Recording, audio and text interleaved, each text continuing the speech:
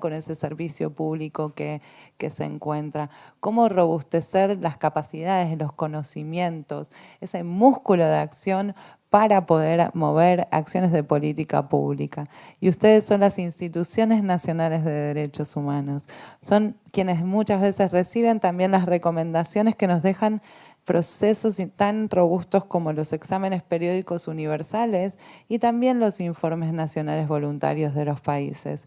Y ustedes también con esa información articular con la arquitectura institucional, no solamente del Ejecutivo, sino de las otras instancias a nivel nacional, a nivel local, para traducir esas recomendaciones en acción y mover esas agendas. Dicho esto, quería quizás si podemos compartir o si no la dejamos, lo que trae la presentación es una reflexión, como les decía, en 3 mensajes. Aldo, si no hay problema, la dejamos a disposición. Lo interesante aquí es abrir el espacio de conversación. Aldo nos compartía esa fotografía, ese contexto. Aquí estamos, ahí podemos ir, perfecto, gracias.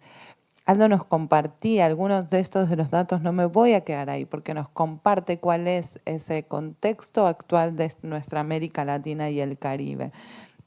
Y qué importante es poder pensar que para hacer frente a esos nuevos retos de gobernanza efectiva, pues tenemos que renovar también los enfoques que utilizamos cuando pensamos o cuando se establecieron esas democracias o esas gobernanzas en nuestros países en América Latina, tomando en consideración estos desafíos que nos traían la intervención de Álvaro, estas transiciones digitales, energéticas, estos contextos de incertidumbre que ya nos marcaba también nuestro anterior informe de desarrollo humano.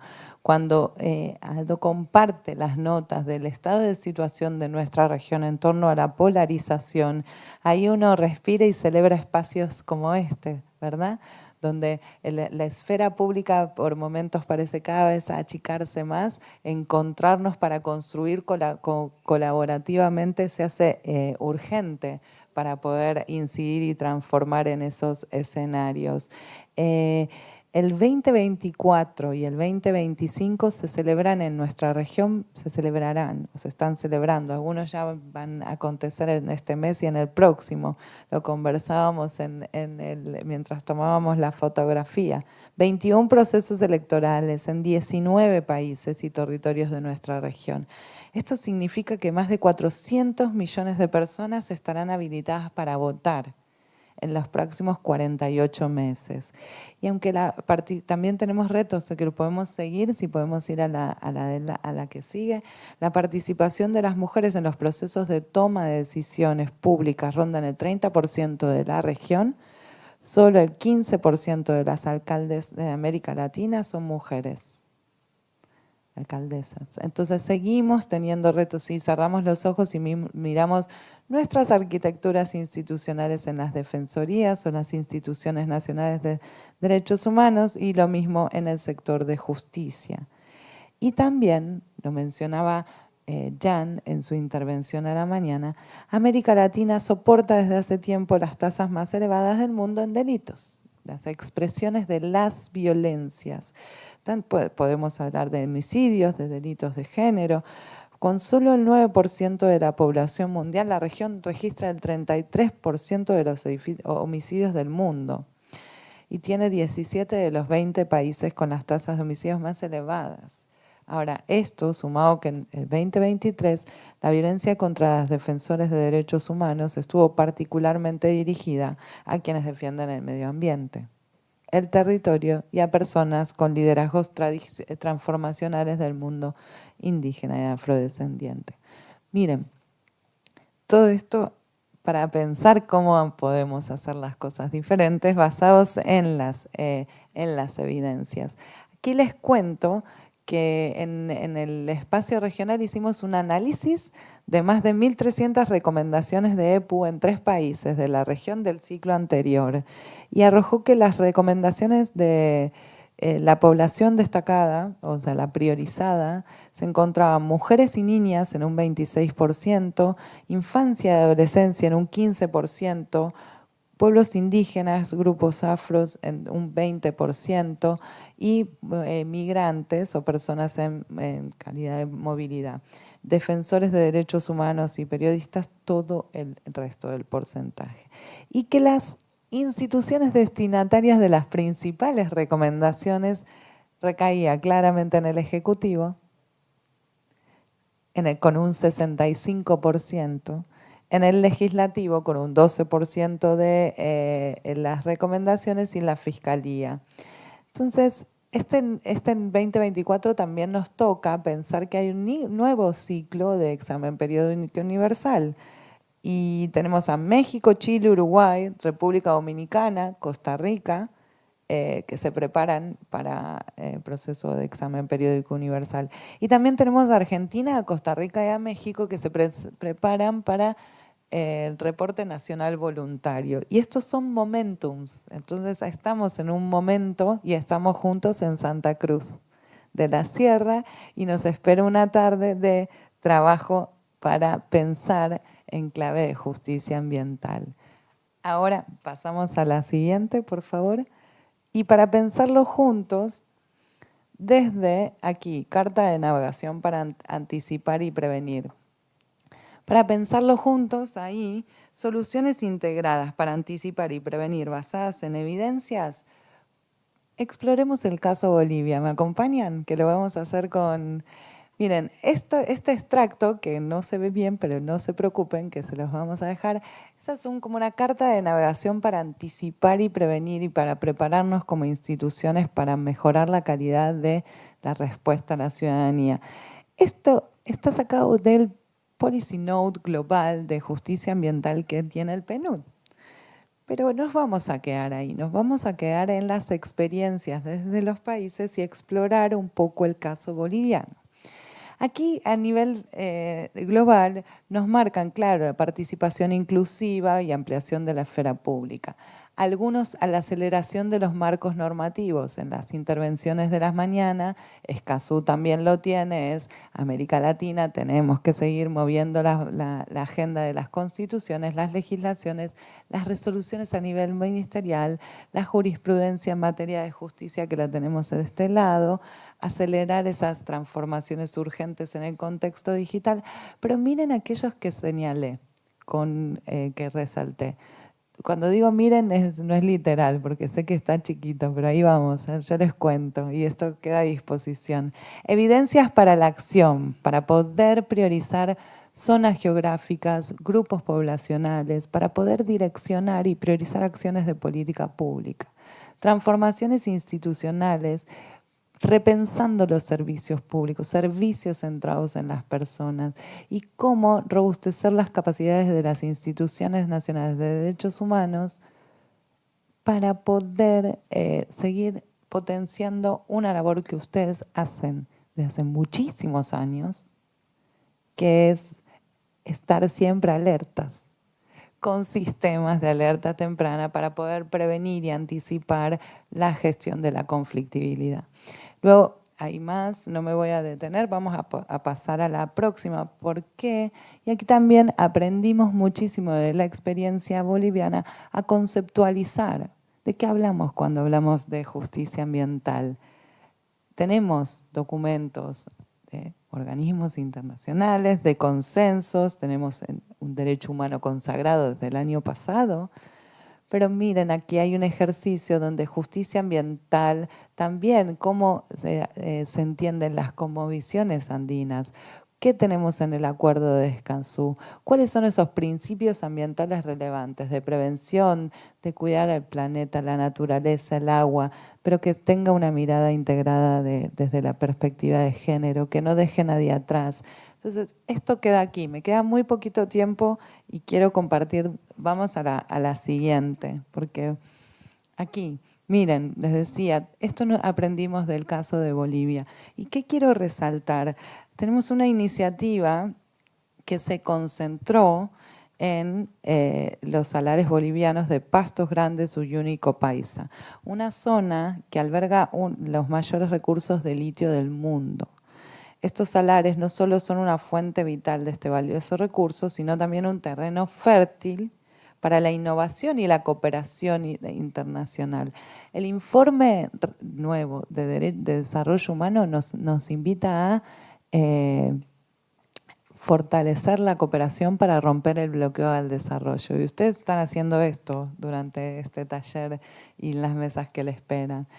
¿Qué quiero resaltar? El proyecto se centró para la aplicación del principio de justicia ambiental en el Triángulo del Litio, enfocado para poder tener evidencias para la acción, para poder hacer no solamente toma de decisiones informadas, sino también escenarios prospectivos a largo plazo.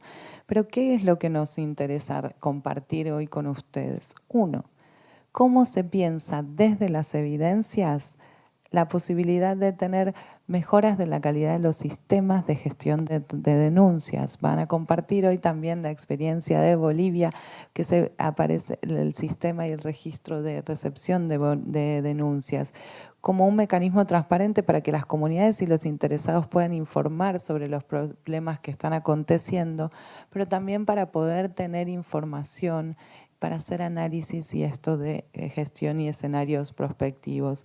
Las iniciativas basadas en datos. Escuchamos mucho de la transición digital, pero ¿cómo nos atrevemos a utilizar inteligencia artificial y con machine learning para anticipar y prevenir conflictos, incluyendo, como les decía, los escenarios prospectivos?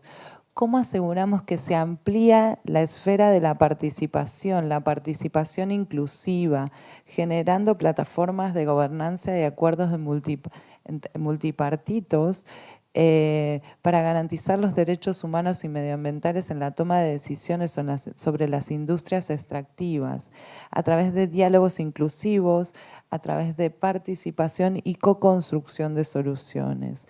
Y también se amplía la esfera de la colaboración interinstitucional. Mucho del caso boliviano es liderado por la Institución Nacional de Derechos Humanos, en este caso la Defensoría del Pueblo.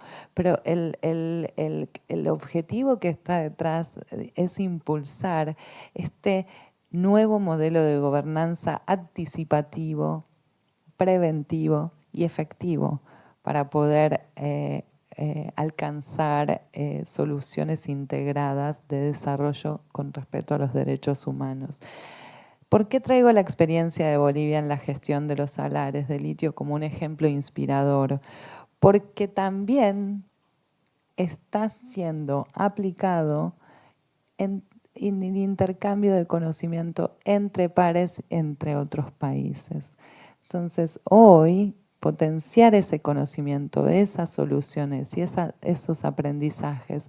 Hoy la experiencia de la Defensoría de Bolivia permite que la Defensoría en Ecuador esté también desarrollando sistemas similares y pudiendo hacer transferencia de conocimiento. Y también con apoyo del TTP, que es esta iniciativa conjunta de GANRI, PNUD y la Oficina del Alto Comisionado, estamos apoyando a Costa Rica, a Perú y también a Ecuador con este conocimiento que se ha generado desde la experiencia de Bolivia. Entonces, para finalizar, porque ya creo que estoy pasada de tiempo, nos quedamos aquí. Las instituciones de nueva generación que nos convocan en PNUD, esa reflexión, para la nueva generación de derechos humanos, ¿cómo son las instituciones de nuestro futuro? Entendiendo que la extracción de la gestión de recursos naturales es el principal desafío que tenemos en América Latina en términos de gobernanza, conflictos socioambientales e impactos ambientales, pero también es una gran oportunidad para incidir y para transformar. Por eso también a la perspectiva de justicia ambiental le hemos sumado los elementos de prevención de conflictos, de paz y de seguridad. Y avanzar en el enfoque de salvaguardias y normas socioambientales. Es una nueva forma de poder aumentar la huella de la agenda de gobernabilidad o gobernanza efectiva, ampliando, conectando y potenciando, y es por eso que en este 2024 estamos en una serie de procesos en el PNUD acompañando esta agenda. Lo último, una maleta de recursos a disposición y nos quedamos, porque en esta tarde ustedes van a poder transformar y apropiar y definir el concepto de justicia ambiental en el contexto de las instituciones nacionales de derechos humanos. Van a poder tener evidencias para transformar acciones institucionales y consolidar el mecanismo regional para ese intercambio. Entonces, aquí está PNUD renovando su compromiso, es justamente la invitación que hace nuestro último informe de desarrollo humano para romper el bloqueo al desarrollo y acelerar la implementación de la agenda. Muchísimas gracias por su atención y aquí quedamos a disposición para trabajar y seguir sumándonos en las mesas esta tarde. Agradecemos la participación y presentación sobre justicia ambiental, paz y seguridad a cargo de Gloria Manzotti, especialista en acceso a la justicia, seguridad y derechos humanos.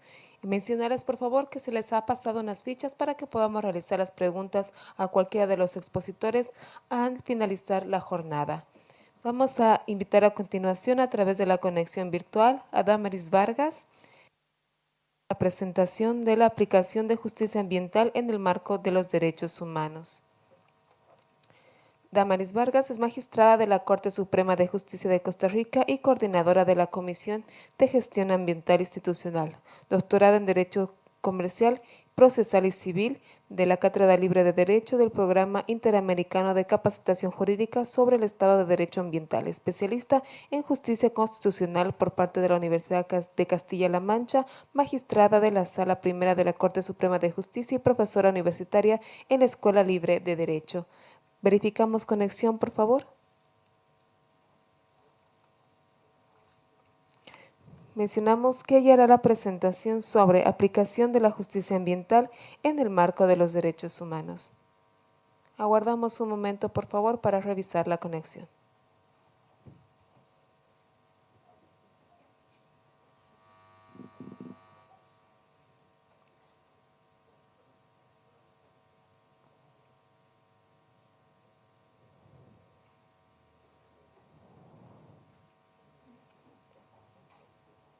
Reiterar que ahora en la mañana tendremos la etapa de presentaciones de las diferentes presentaciones sobre el Seminario Taller Internacional de Acceso a la Justicia.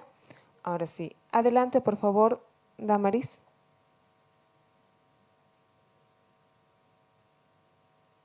Hola, muy buenos días. Les consulto si me están escuchando y observando bien. Yo a ustedes sí les observo.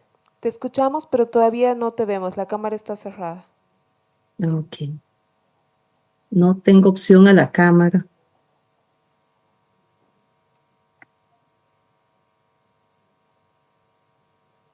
Tengo opción al sonido, pero no a la cámara.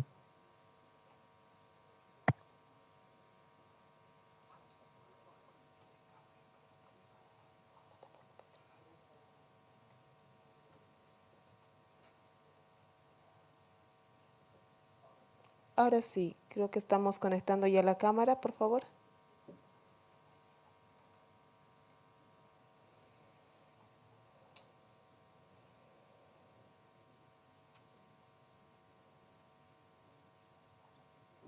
Ustedes me indican, por favor. Un momentito.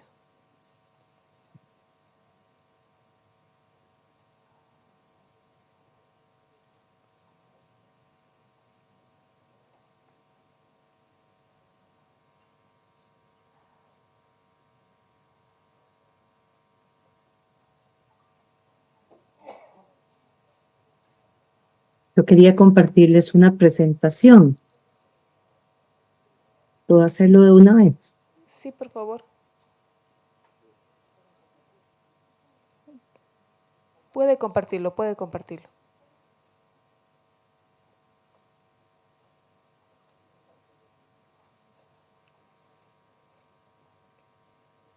La estoy compartiendo.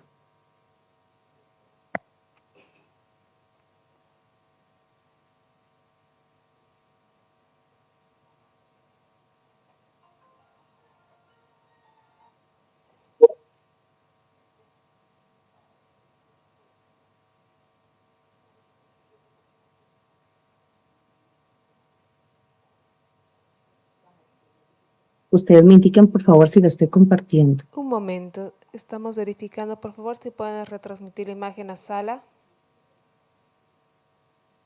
La presentación la tienen ustedes.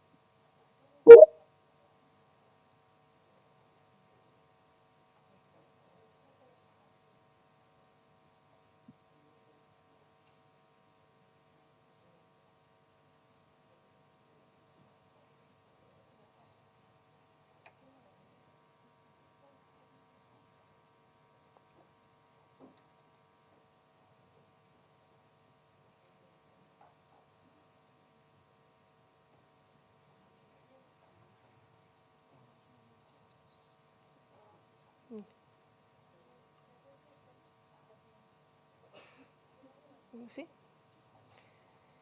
Mientras verificamos la conexión virtual, por favor, vamos a avanzar con el programa para poder tener este espacio de diálogo con ustedes después de las presentaciones. Por lo cual le voy a pedir, por favor, a la señora Clarice Martínez, adjunta de la Defensoría de Panamá, que nos pueda hacer la presentación de la justicia ambiental y los derechos humanos. Mencionar, ella posee estudios en métodos alternos para la solución de conflictos cursados en la Universidad Latina de Panamá, donde obtuvo el título de licenciatura en Derecho y Ciencias Políticas el 2009. La experiencia de la adjunta de la Defensoría del Pueblo en el área de procesal legal aplicada en la materia ambiental, bienes municipales, pueblos originarios le permiten coadyuvar con los principales temas de la Defensoría del Pueblo para garantizar la protección de los derechos humanos mediante la atención de quejas y aplicación de acciones pertinentes a la resolución de conflictos y litigios. Adelante, por favor. Muchísimas gracias. Buenos días a todos y todas. Les envío igualmente un caluroso saludo del señor Defensor del Pueblo de la República de Panamá, el licenciado Eduardo Leblanc González, quien ha designado en mi persona esta presentación y esta participación. Muchísimas gracias a la Defensoría del Pueblo de Bolivia, en especial a su defensor Pedro, por esta invitación nuevamente a representar a Panamá en este encuentro anual de Ringa. También saludos a los presentes en la mesa principal y a cada uno de ustedes que son invitados especiales igualmente a esta gran oportunidad. Como se ha mencionado anteriormente en cuanto a Defensorías del Pueblo, quisiéramos hablar de una manera activa y quisiéramos también presentar esa práctica que tenemos como Defensoría del Pueblo en Panamá. Tomando en cuenta las acciones que instituciones nacionales de derechos humanos debemos realizar en el marco de nuestra competencia y que efectivamente son muchas las situaciones de vulneraciones de derechos humanos que diariamente podemos atender, nos gustaría entonces darle este pantallazo de la forma práctica que hemos aplicado la justicia ambiental y los derechos humanos. En virtud del monitoreo de situaciones de vulneraciones de derechos humanos, mediante la publicación de un medio de comunicación donde se expuso la situación del vertedero de la ciudad de Panamá, en la cual se señalaba como un desastre ambiental, iniciamos una investigación de oficio donde se solicitaron informes a diversas entidades gubernamentales que tienen competencia para la atención de la problemática expuesta. Estas instituciones fueron el Ministerio de Salud, el Ministerio de Ambiente, el Ministerio de Vivienda y Ordenamiento Territorial, el Sistema Nacional de Protección Civil, la Autoridad de Aseo Urbano y Domiciliario y, por supuesto, contra la empresa Urbalia Panamá S.A.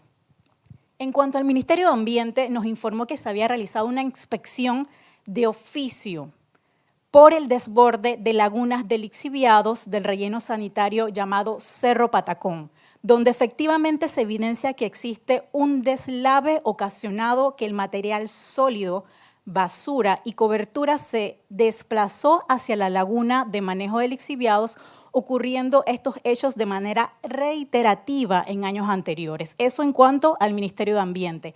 En cuanto al Ministerio de Vivienda y Ordenamiento Territorial, frente a la situación señalada, es importante que ustedes tengan el panorama en que cercano a estas imágenes que pueden observar en el video, cercano a este vertedero llamado Cerro Patacón, existen asentamientos informales que todavía el Ministerio de Vivienda y Ordenamiento Territorial pues está en proceso de hacer inspecciones, informes pertinentes, y estos nos informaron en 2021 que no existía un plan de reubicación de las familias en los predios de Cunanega, zona colindante con dicho vertedero, y situación que persiste en la actualidad.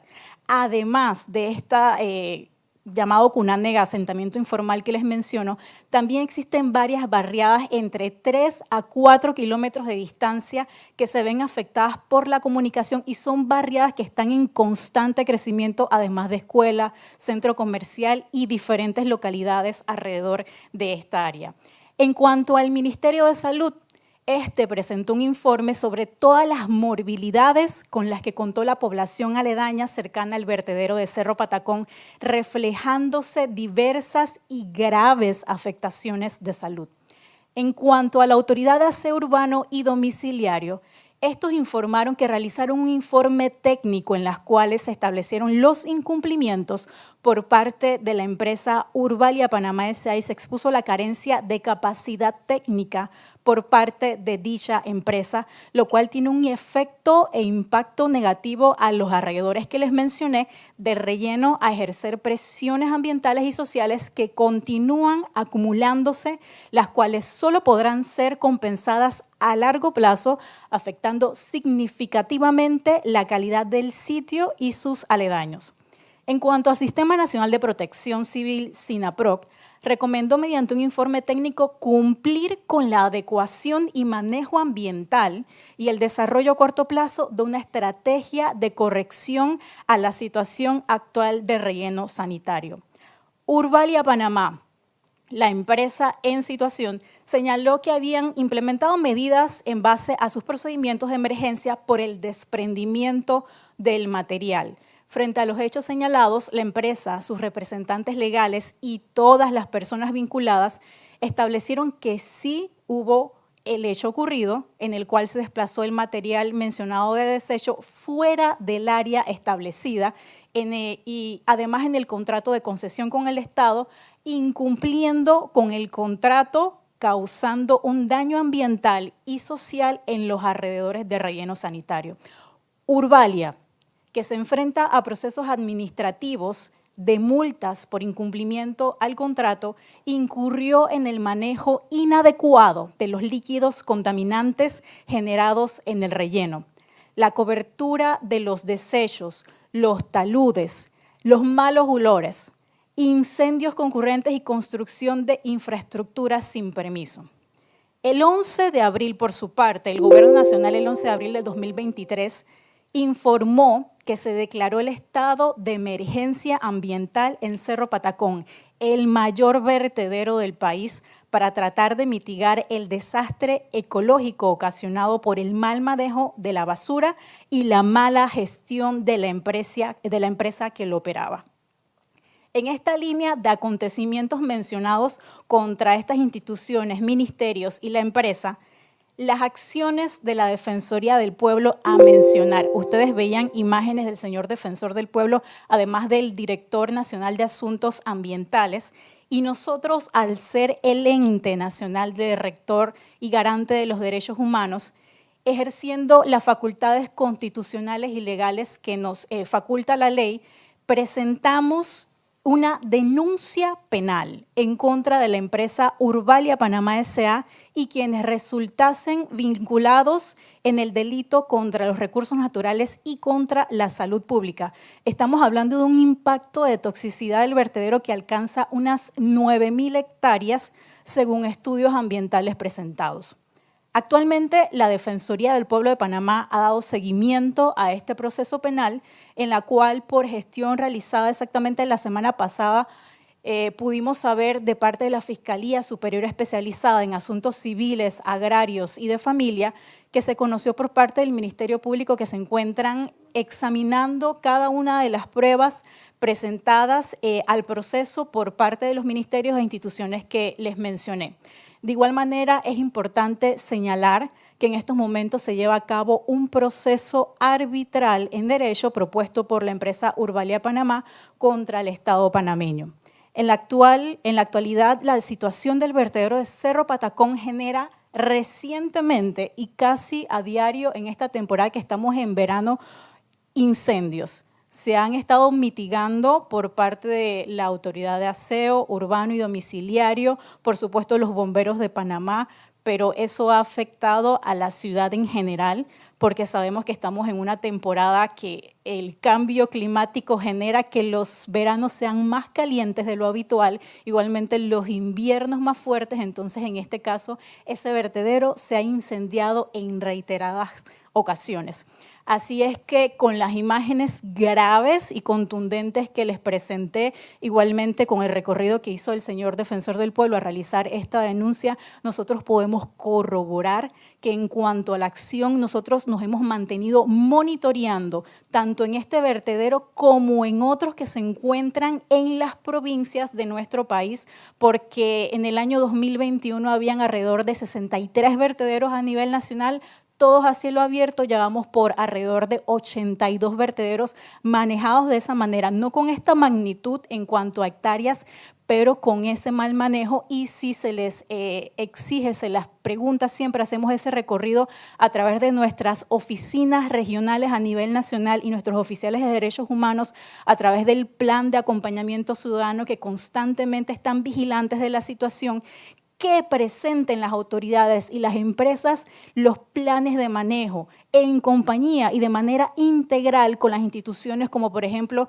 el Benemérito Cuerpo de Bomberos, el Sistema Nacional de Protección Civil, e invitándonos también a Defensoría del Pueblo a hacer este continuo seguimiento. Yo estuve en febrero también en la provincia de Coclé, haciendo un recorrido en la regional de Coclé, y estuve con los oficiales de derechos humanos y estuvimos visitando de igualmente el vertedero de esa área, y como les mencioné, estamos en pleno verano y las brisas fuertes que soplaban más el sol, pues vimos un sinnúmero de situaciones en esa área de la provincia y que todo se mantiene también con barriadas cercanas. Entonces es un peligro latente y nosotros como Defensoría podemos, nuevamente les menciono, corroborar que damos seguimiento y nos mantenemos en activa conversación de manera interinstitucional para actuar de manera preventiva en lo que se pueda y hacerle seguimiento. Muchísimas gracias.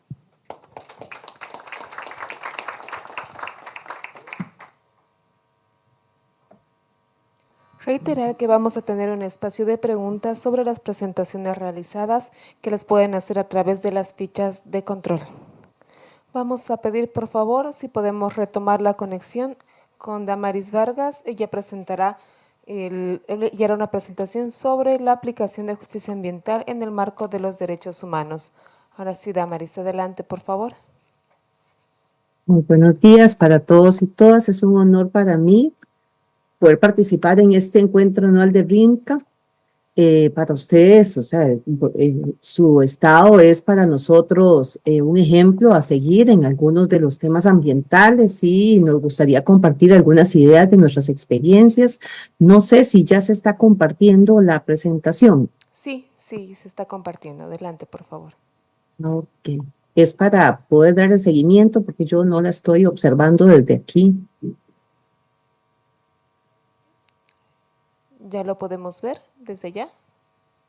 ¿Nos confirmas? Sí, ya ahora sí. Muchas gracias. La presentación es un poquito larga, cargada de letras, no tan linda como la anterior y la tras anterior. Sin embargo, voy a tratar de pasarla lo más rápido posible si ustedes me colaboran en ese sentido. Por favor, si la van pasando.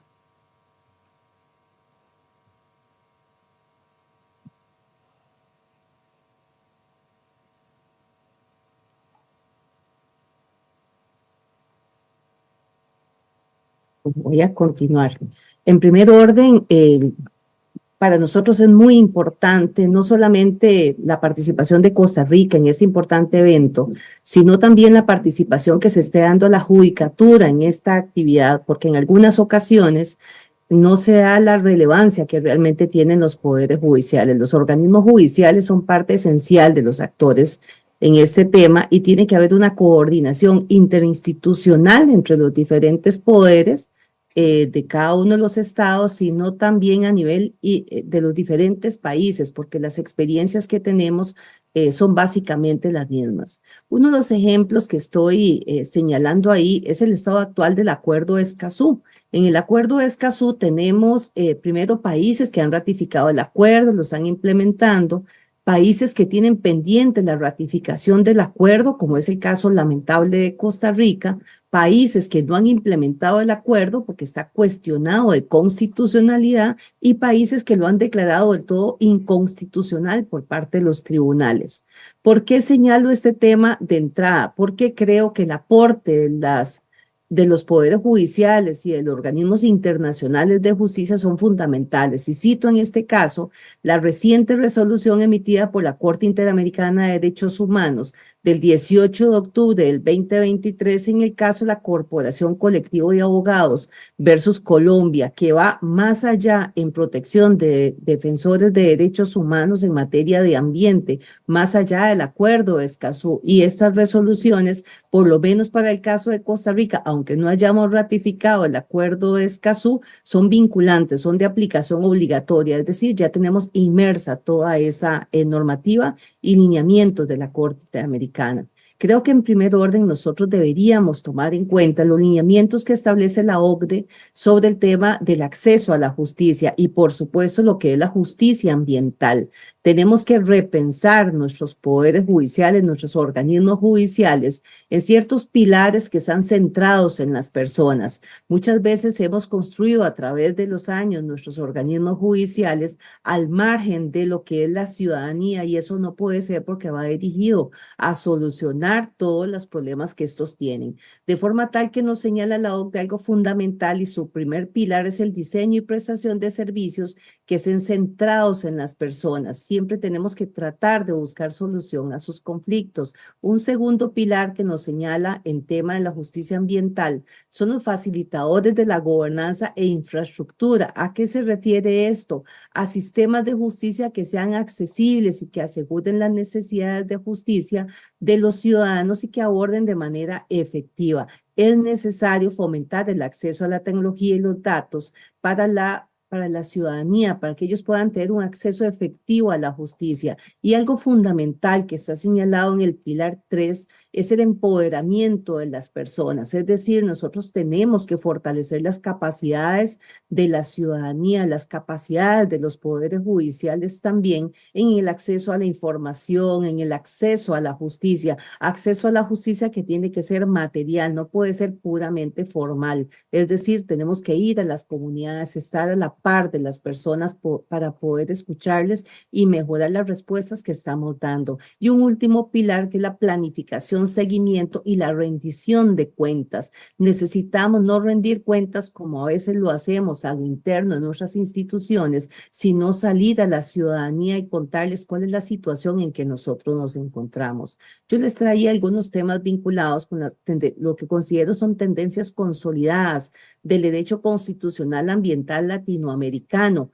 Una es la legitimación ambiental amplia. Estamos trascendiendo lo que es la legitimación que siempre se pide en el resto de las jurisdicciones y en materia ambiental tiene que ser para toda la población, independientemente de quiénes sean las personas beneficiarias, dar esa posibilidad. El análisis basados en los principios de derecho ambiental y estos principios son precisamente generados de los convenios internacionales de derechos humanos. Esos convenios, en el caso de Costa Rica, son de carácter supraconstitucional, de acuerdo con la jurisprudencia de la Sala Constitucional de la Corte Suprema de Justicia, que es vinculante en nuestro país, de manera tal que estos convenios establecen ciertos principios que tenemos que aplicarlos y ese es el lenguaje común que tienen todos nuestros países, porque son los convenios internacionales y los principios no son teóricos, son absolutamente prácticos y nos ayudan a nosotros a poder resolver de manera adecuada los conflictos. Otras ideas que cito que perdieron fuerza en el derecho constitucional ambiental latinoamericano es esa visión antropocéntrica del derecho ambiental y lo tenemos representado en muchas resoluciones judiciales, resoluciones que comparten varios de nuestros países y a eso hay que darle mucha divulgación porque tenemos que tener un enfoque sistémico. De igual manera, no pensar únicamente en la conservación versus desarrollo. No tiene que ser un equilibrio de desarrollo sostenible. Tenemos que seguirnos desarrollando, pero con un absoluto respeto al ambiente. También tener una visión de los recursos como propios de cada uno de los países.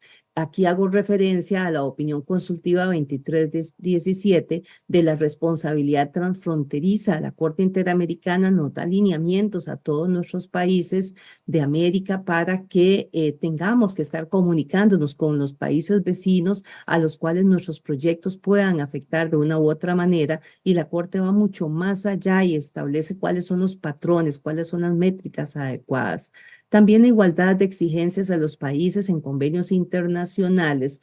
Eso ya nosotros no lo tenemos. ¿Por qué? Vemos el Acuerdo de París. En el Acuerdo de París se establecen ciertos compromisos para países desarrollados que van más allá de las exigencias que se plantean para nuestros países que están en vías de desarrollo. El tema está en el nivel de exigencia de cumplimiento. Igualmente, la legislación despirgada, contradictoria y con duplicidad de competencias, que eso lamentablemente es un marco común en algunos de nuestros países en Latinoamérica y que tenemos que ir superando para una visión integral de los recursos.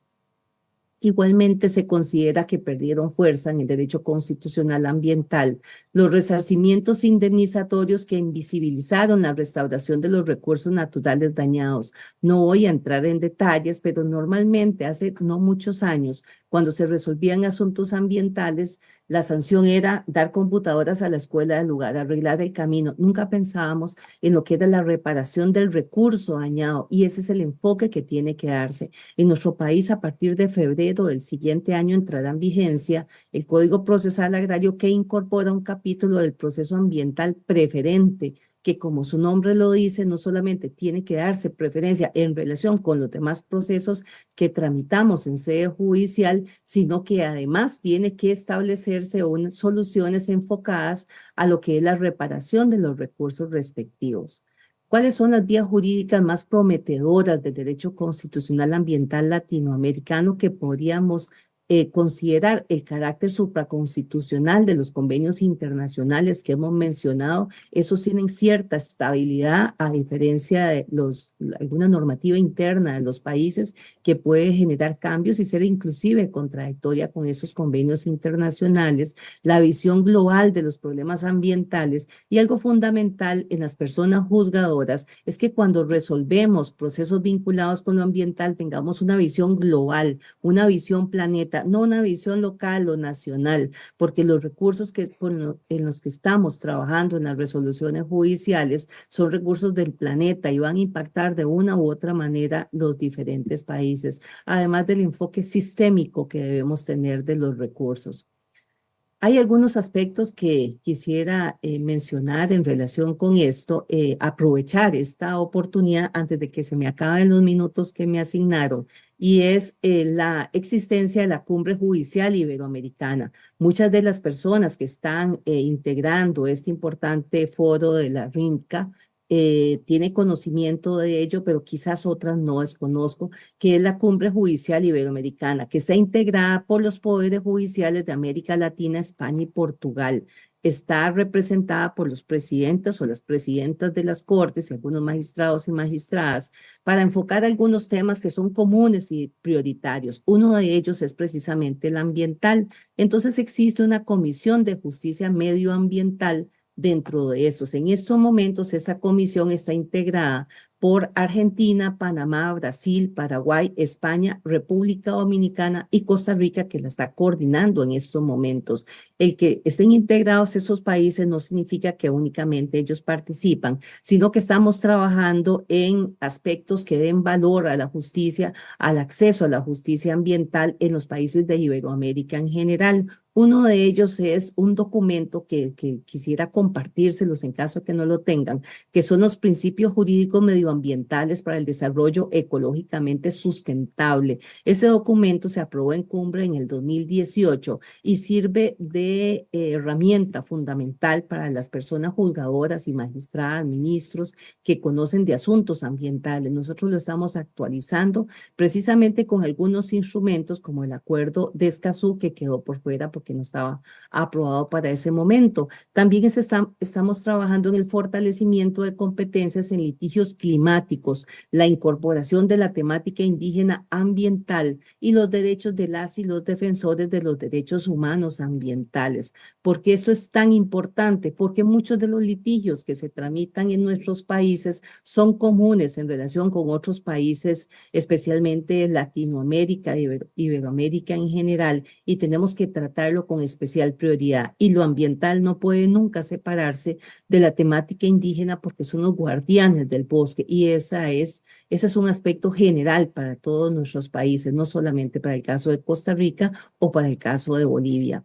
También estamos trabajando desde la Comisión de Justicia Medioambiental de la Cumbre Judicial Iberoamericana en capacitaciones, que son seminarios web que se están trabajando con el Foro de Jueces y Juezas de Medio Ambiente de la Unión Europea. Esto a raíz de los recursos que se asignaron en el acuerdo que se hizo en Egipto para fortalecer las competencias de las personas juzgadoras de Iberoamérica y de Europa también. Entonces estamos trabajando y vamos a compartirles algunos temas que vamos a exponer de interés de Europa, de interés de Latinoamérica también, para fortalecer las competencias de los tomadores de decisiones a nivel de los poderes judiciales.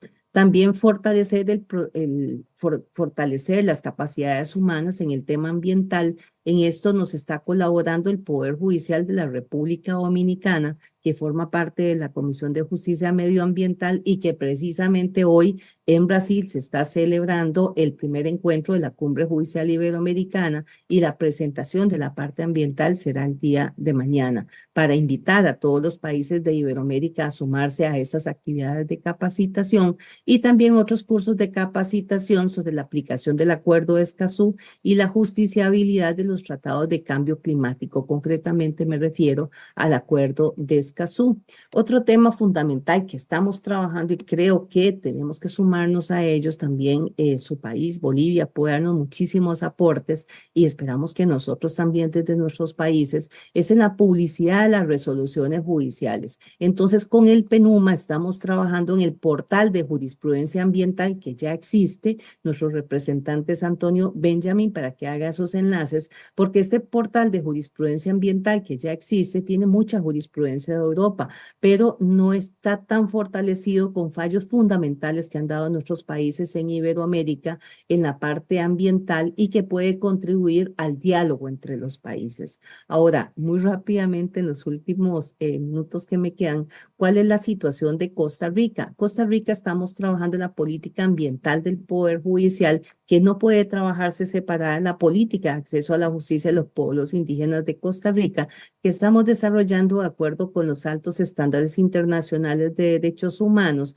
y en esto nos está apoyando como observador la Oficina del Alto Comisionado de las Naciones Unidas de Derechos Humanos, porque recordemos que si se va a crear una política que tenga incidencia ambiental y también en el tema indígena, tiene que respetar el proceso de consulta y todas las herramientas que señala el convenio 169 de la OIT, respetar género, la interseccionalidad y todos los demás aspectos vinculados con lo ambiental.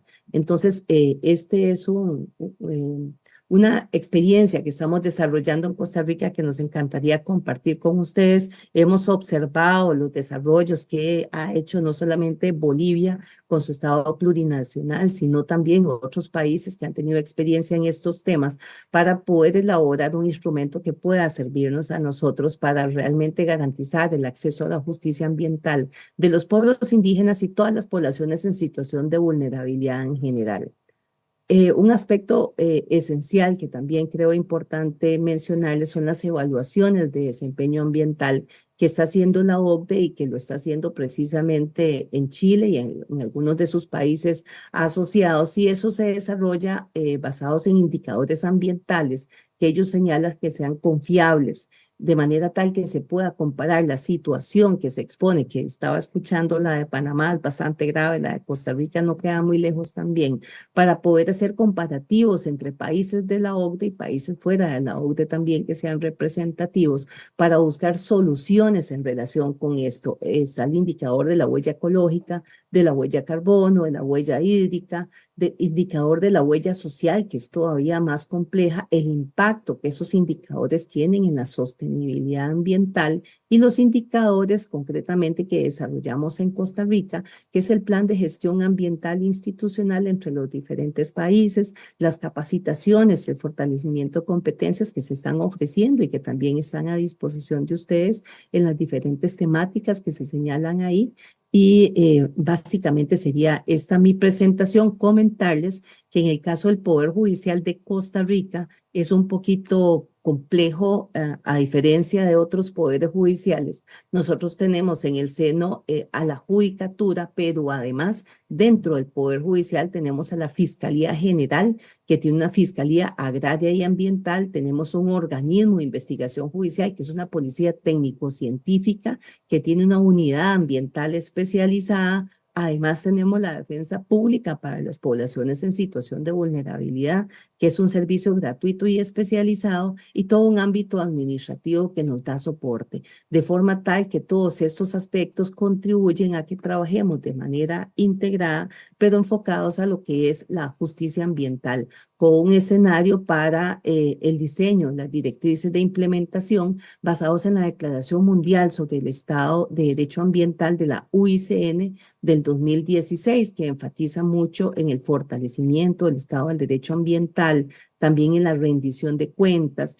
Y algo esencial es también, y no quisiera terminar esta presentación sin mencionarlo, que es la independencia de la judicatura en materia ambiental es esencial. Recordemos también que los jueces y juezas somos también defensores de derechos humanos en materia ambiental y la garantía de independencia judicial en nuestras resoluciones es fundamental. La rendición de cuentas, los diferentes aspectos vinculados con las leyes, que tienen que ser leyes con procesos justos e inclusivos para lograr el cumplimiento de los estándares de calidad ambiental y diferentes aspectos relacionados con lo que es elementos claves para una buena gobernanza ambiental a la que me refiero no solamente para los poderes ejecutivos y legislativos, sino también para los poderes judiciales, en lo cual tenemos que seguir avanzando y especialmente tener alianzas con la técnica, con los sectores técnicos, porque los procesos ambientales definitivamente son muy técnicos y en esto las alianzas tecnológicas, los avances de inteligencia artificial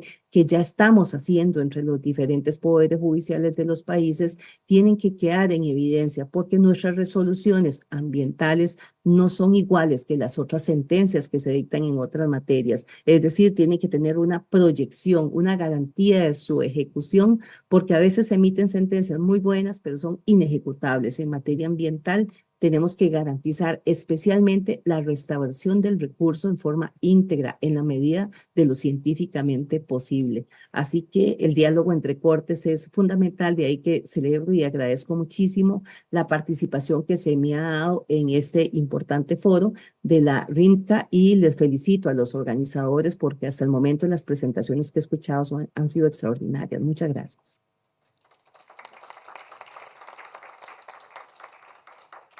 Agradecemos la presentación de la magistrada Damaris Vargas, que nos acompañó desde Costa Rica. En este momento vamos a hacer una pausa, por favor, de 10 minutos para un pequeño refrigerio, no sin antes mencionarles que pueden hacer las preguntas para cualquiera de los expositores a través de las fichas técnicas y al retomar tendremos las últimas dos presentaciones de esta primera etapa de la jornada.